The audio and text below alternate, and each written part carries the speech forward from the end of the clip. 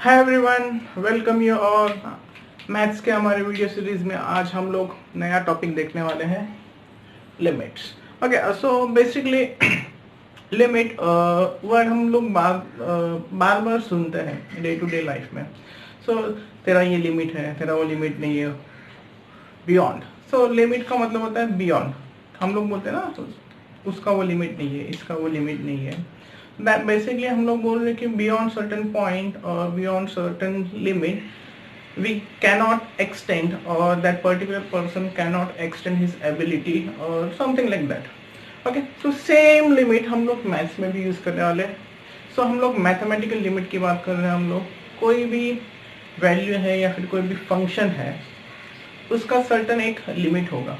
Okay, particular value के लिए। Okay, functions मतलब हम लोग बोल रहे हैं साइन फंक्शन हो गया हमारे पास, कॉस फंक्शन हो गया, लॉग हो गया, एक्सपोनेंशियल फंक्शंस होंगे। ये सारे फंक्शंस का कुछ ना कुछ एक लिमिट होगा पर्टिकुलर वैल्यू के लिए। ओके, सो लिमिट का मतलब क्या होता है पहले वो देख लेते हैं। मैं कुछ नंबर लिख रहा हूँ, लेट्स से अगर मैंने लिखा 2.8, इसके बाद नंबर लिख रहा हूँ मैं 2.9, उसके बाद नंबर लिख रहा हूँ मैं 2.99, उसके बाद लिख रहा हूँ 2.999। सो यू कैन गेस ये नंबर कहाँ पे जा रहा है। Okay, this number is tending towards 3। ये नंबर क्या हो रहा है, 3 की तरफ टेंड कर रहा है। फिर से इस नंबर को अगर मैं बोल रहा हूँ x is equals to 2.8 or it is changing to 2.9, 2.99, 2.99. So we can say x is actually tending towards 3. So इसको लिखने के लिए हम लोग लिमिट का हेल्प लेते हैं, that is limit x tends to 3. So x tends to 3, इसका मतलब क्या होता है, x का एग्जैक्ट वैल्यू 3 नहीं है, but it is approaching 3, that is 2.9999, जितने 9 डाल सकते हो डाल, तो रियल नंबर जितने उतने हम लोग 9 यूज कर सकते हो। As we know there are infinite real number, so ये हम लोग जितना चाहिए उतना लिख सकते हैं। ओके, सो ये लिखने का एक तरीका हो गया, लिमिट x टेंड्स टू 3।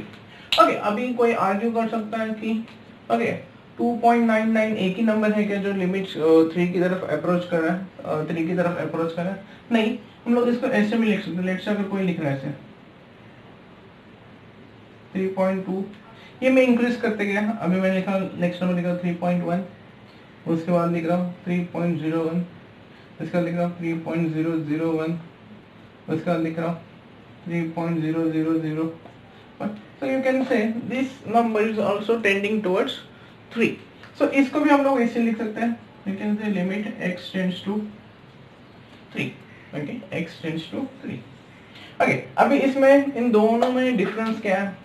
एक देखो इंक्रीज होते जा रहा है एक तरफ से, और दूसरी तरफ से डिक्रीज होकर 3 की तरफ आ रहा है। अगर मैं नंबर लाइन ले रहा हूँ, जैसे नंबर लाइन है यहाँ पे 3, तो जो मेरा फर्स्ट नंबर था तो यहाँ से अप्रोच कर रहा है, लेट्स से ये था मेरा 2.8 की तरफ से ऐसे अप्रोच कर रहा है, और जो मेरा दूसरा नंबर है वो कहाँ से अप्रोच कर रहा है, यहाँ से आ रहा है। ओके, अभी ये 2.8 एंड 3.2 जस्ट आर्बिट्रेरी नंबर है, ये हम लोग रिप्लेस करने वाले हैं अभी दूसरे वर्ड से, that is left hand side limit,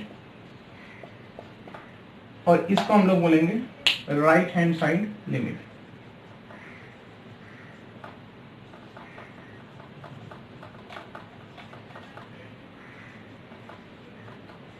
तो left hand side limit and right hand side limit समझ में आ रहा है। देखो ये 3 है, 3 के लेफ्ट की तरफ नंबर जो आ रहा है, ठीक है, from left it is approaching towards 3, तो इसको हम लोग बोले लेफ्ट हैंड साइड लिमिट। और ये राइट साइड से अप्रोच कर रहे 3 की तरफ, तो इसको हम लोग बोले right hand side limit. Okay, so अभी इसको लिखने का भी तरीका है, जैसे इसको लिखा था limit x tends to 3 minus, ऊपर हम लोग माइनस साइन लिख देते हैं, minus means approaching from left hand side, और इसको हम लोग बोलते हैं लेफ्ट हैंड साइड लिमिट। अगर प्लस लिख रहा तो इसको हम लोग बोलते हैं right hand side limit. Limit x tends to 3 plus, okay 3 plus, और x टेंड्स टू 3 माइनस, तो माइनस जैसे वर्ड यूज किया तो ये हो जाएगा हमारा लेफ्ट हैंड साइड लिमिट, और ये हो जाएगा right hand side limit. Okay, I hope समझ में आ गया रहेगा। सो एक बार वापस से रिवाइज कर लेते हैं।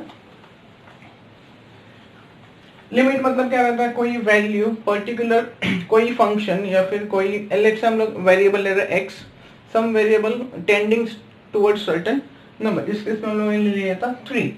ओके, तो यहाँ पे दो लिमिट एग्जिस्ट कर रहे हैं। एक तो जो नंबर है हमारा एक्स वेरिएबल जो है वो लेफ्ट हैंड साइड से अप्रोच कर सकता है या फिर राइट हैंड साइड से अप्रोच कर सकता है। तो उसके लिखने के दो तरीके हैं, limit x tends to 3 minus that is left hand side limit, and right hand side limit क्या होता है, limit x tends to 3 plus, ये होता है हमारा राइट हैंड साइड लिमिट। अगर आप लोगों को पता ही नहीं है, कभी कभी होगा कि कुछ क्वेश्चंस में पता ही नहीं है कि लेफ्ट हैंड साइड लिमिट लेना है या राइट हैंड साइड लिमिट लेना है, सो आप लोग सीधा ऐसे में लिख सकते हो limit x tends to 3। We don't know whether that x or that variable approaching from left hand side or right hand side, in that case हम लोग डायरेक्टली लिख सकते हैं limit x tends to 3। Okay, अभी जरूरी नहीं कि 3 ही होगा, 0 भी हो सकता है, 1 भी हो सकता है, 2 भी हो सकता है, कुछ भी हो सकता है। x का वैल्यू लिटरली कुछ भी हो सकता है, हम लोग जो चाहिए वो लिख सकते हैं। ओके, अभी हम लोगों ने लिखा है लिमिट। एक्चुअल हम लोग लिमिट निकालते हैं फंक्शन के। फॉर एग्जाम्पल अगर मैं लिख रहा हूँ sine x, okay sine x, अगर साइन x लिखा है मैंने, okay let's say x is equal to 0, so we can say sine, let's say यहाँ पे लिख रहा हूँ f of x is equals to sin x, so f of 0 is equals to sin 0 which is equals to 0। Okay, standard है, ये सबको पता है। ओके, अभी मेरे को एग्जैक्टली 0 पे वैल्यू नहीं निकालना है साइन का, मेरे को नेबरिंग पॉइंट में साइन x का वैल्यू निकालना है। x यहाँ पे मैं ले रहा हूँ x tends to 0, neighbourhood point mean 0 के आसपास के जो दूसरे पॉइंट है वहां पे साइन x का एग्जैक्ट वैल्यू क्या आ रहा है, वो अगर मेरे को प्रेडिक्ट करना है तो मेरे को कंसेप्ट यूज करना पड़ेगा लिमिट का। For example limit x tends to 0 f of x is equal to limit x tends to 0 sin x। Okay, उसके बाद अभी इसको मेरे को सॉल्व करना है। ओके, तो दोनों में बेसिक डिफरेंस समझ में आ रहा है।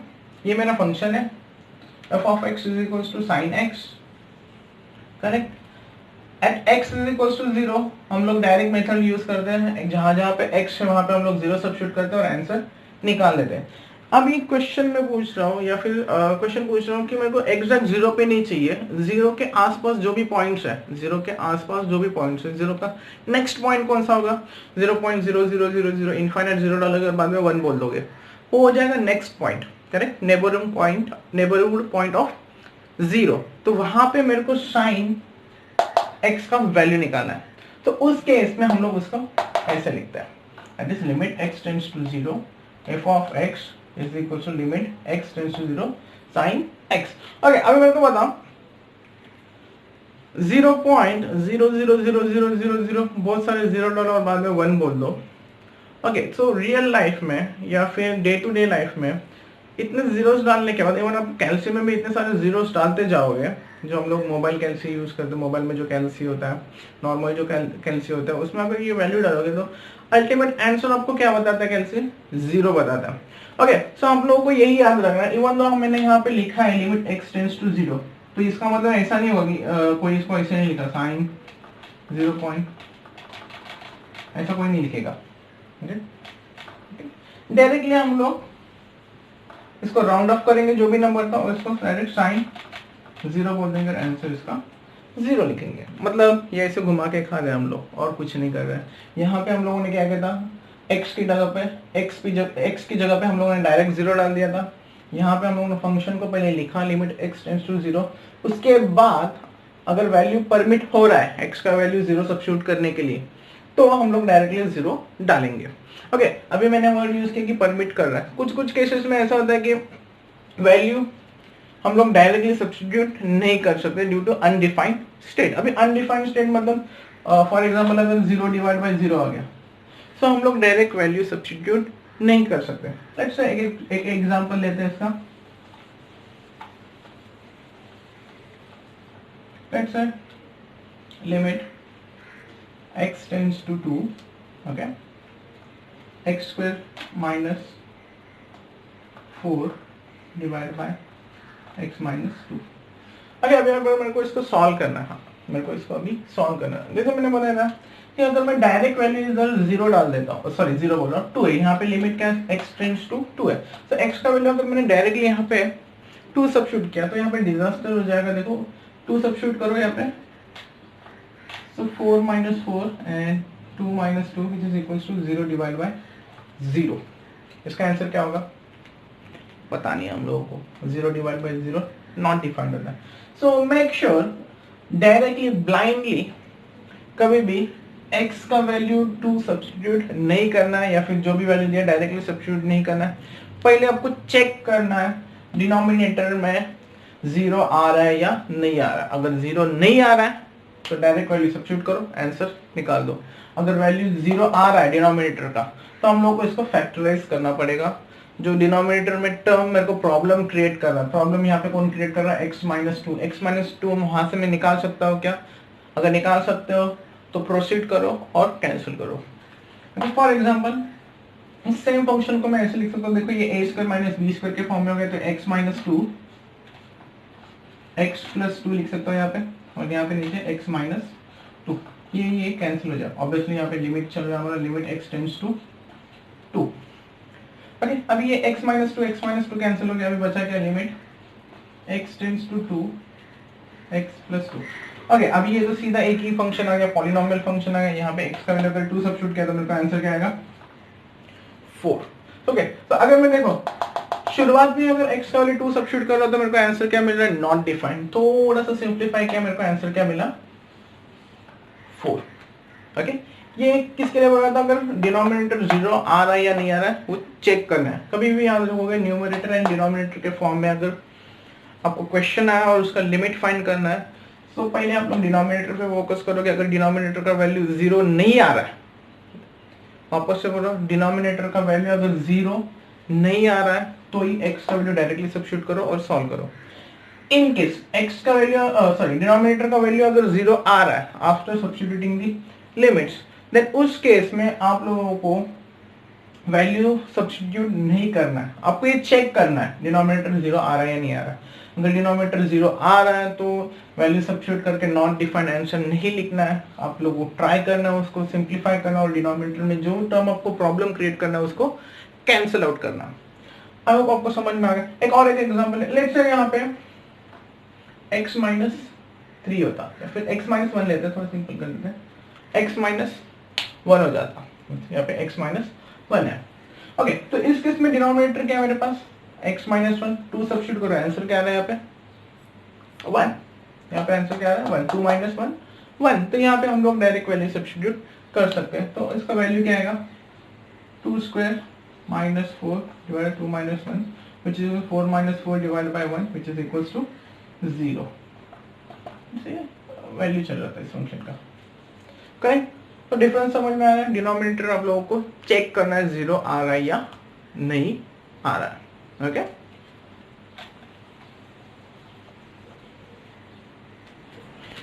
ओके, नेक्स्ट हम लोग टॉपिक देख रहे हैं existence of limit. If limit x tends to a minus f of x is equal to limit x tends to a plus f of x। अभी थोड़ी देर पहले हम लोगों ने देखा था a माइनस, माइनस साइन जब यूज होगा that means we are approaching from left hand side, and when we are using plus sign means we are approaching from right hand side. मतलब अगर कोई फंक्शन का left hand side limit and right hand side limit एक single value की तरफ अगर approach कर रहा है, that means that function is exist, that function is exist। और let's say एक एग्जांपल लेते हैं, let's say f of x, ये जो फंक्शन है इसको मैं दो पार्ट में डिवाइड कर देता हूँ, मतलब फंक्शन का बिहेवियर अलग अलग होगा। फंक्शन 3x plus 1 बिहेव करेगा when x is less than और इक्वल टू 1। जैसे वैल्यू 1 के ऊपर चला जाएगा फंक्शन बिहेव करेगा 7x क्यूब माइनस 1 की तरह, that is when x is greater than 1।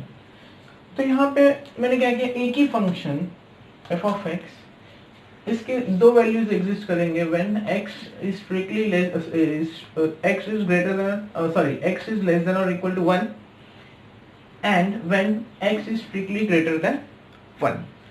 So देखो ये लेस है, मतलब ये कहाँ पे जा रहा है, लेफ्ट हैंड साइड है, मतलब यहाँ पे जो x है वो 1 की तरफ अप्रोच कर रहा है फ्रॉम लेफ्ट हैंड साइड, और यहाँ पे जो x है ये 1 की तरफ अप्रोच कर रहा है फ्रॉम राइट हैंड साइड। सो यहाँ पे ये जो f ऑफ x है इसको हम लोग अभी लिमिट निकालते हैं। Limit x tends to 1 minus लिया, मतलब मेरे को ये फंक्शन कंसिडर करना पड़ेगा क्यों, क्योंकि x इज लेस देन 1 है।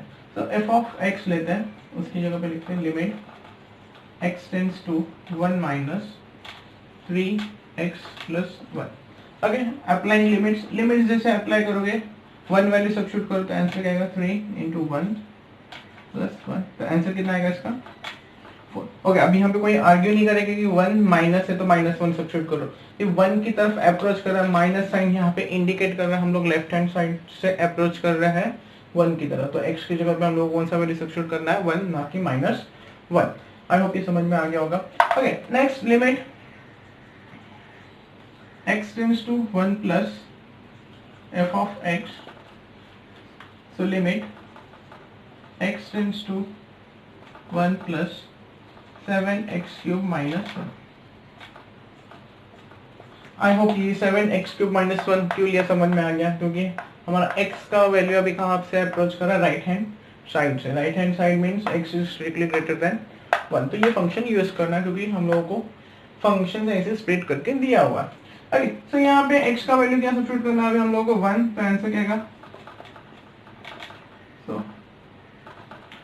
थोड़ा सा फंक्शन को चेंज कर देते हैं ताकि कंटिन्यूस कर लेते हैं हम लोग। 7x क्यूब माइनस 3 कर देते हैं, इसको भी -3 कर देते हैं, -3 कर देते हैं।